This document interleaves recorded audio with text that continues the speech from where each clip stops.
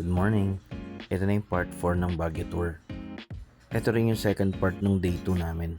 Yung first part, breakfast and lunch. Ito naman yung desserts. Puro takeout lang muna ginawa namin dito. Kakatapos lang kasi namin mag-lunch and medyo busog pa. Una namin pinuntahan, Victoria Bakery. Katapat lang siya ng Save More sa Lower Mabini Street, malapit lang sa Session Road. Maraming recommendations to. Best seller daw nila yung cream puff nila.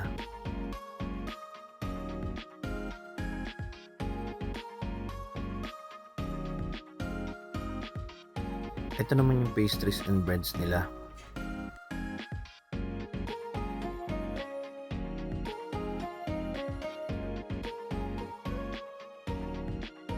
Ito naman yung mga cakes and pies. After dito, lumakad na kami papuntang Viscos. Aakyatin ko na sana to kaso di pala ako Katoliko. Ito na yung Viscos. Best sellers nila dito yung strawberry cake tsaka carrot cake nila. Yung strawberry cake, natikman na namin yan ilang beses na. Masarap siya, hindi tinipid yung strawberry, tsaka hindi masyadong matamis kaya hindi ka mauumay. Hindi na ako nag-order ng carrot cake, nagbe-bake kasi ako nun.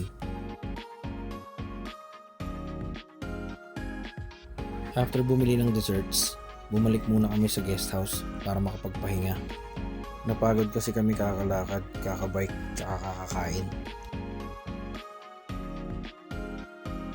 Pagkabalik namin sa guest house, nag-ice muna kami ng mga pinamili namin, tapos nagpahinga. Pero bago nagpahinga, nag-unbox muna ako ng mga desserts na pinili namin. Ito yung mga in-order namin sa Victoria Bakery. Ito naman sa Good Taste, and syempre, yung cake sa Viscos.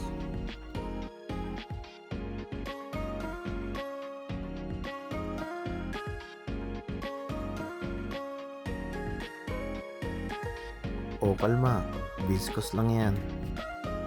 Sa cream puff yung winter melon lang hindi ko in-order. Hindi ako masyadong mahilig sa milk tea. Ito yung binabalik-balikan ko sa Good Taste nung hindi ko pa alam yung Victoria Bakery. Tara, tikman natin lahat. Sa Victoria muna tayo. Original yung pinakamasarap na flavor sa cream puff nila. Ang maganda pa dito, punong-puno yung feeling nila. Next, etong strawberry. Nagustuhan ko rin siya. Saktong-sakto yung flavor niya.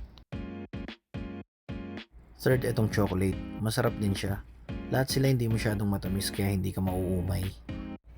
Okay din yung ube. Lasang ube. Etong matcha, hindi talaga ako fan ito. As expected, medyo matabang talaga siya. Pero okay lang, di naman niya ako pinipilit Ito pass, hindi siya lasang cookies and cream. Ito para kang kumain ng cream puff pero sinausaw mo muna sa tang mango. Ito yung cream puff ng Good Taste. Ito na lang yata yung consistent ang lasa sa kanila. Kalasa to ng original flavor ng Victoria. Kaso medyo makapal yung tinapay nito. Itong pork floss ng Victoria, masarap din to. Hindi ko makita yung cake turner ko Ako na lang nag-iikot. Pinahiwa ko yung cake kay Mau para naman matikman ko yung wag na. Pagkatapos mag-dessert, ano ko sunod? Syempre siesta.